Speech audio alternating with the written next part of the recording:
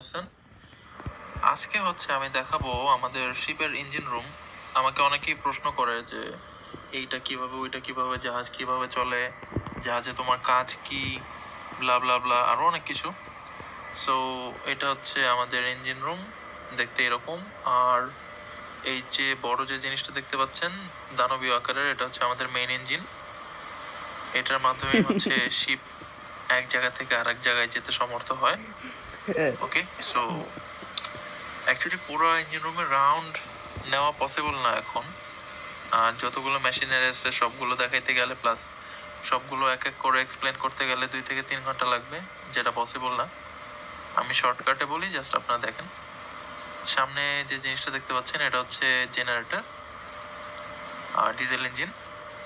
পিছনে diesel engine, সাথে লাগানো আছে জেনারেটর, টোটাল 4টা। এবং এগুলো খুবই পাওয়ারফুল ডিজি, মানে ডিজি মানে ডিজেল জেনারেটর। আর এটা পিউরিফায়ার রুম। আমি মূলত পিউরিফায়ারের ইনচার্জ জাহাজে। এগুলো পিউরিফায়ার না, আসবে সামনে, ওয়েট করেন। এগুলো পাম্প, ছোট ছোট মোটর এবং সাথে পাম্প, ফুয়েল পাম্পস।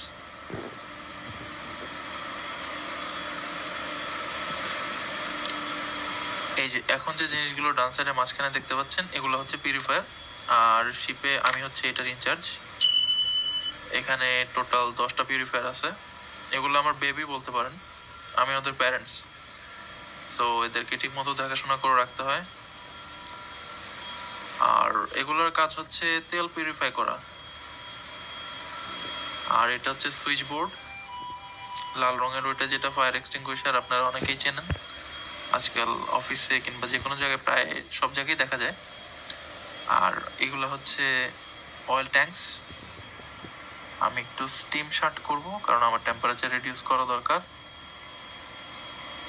আপনারা যেগুলো বুঝতেছেন না, ওগুলো just let it go through, এত বোঝার দরকার নেই।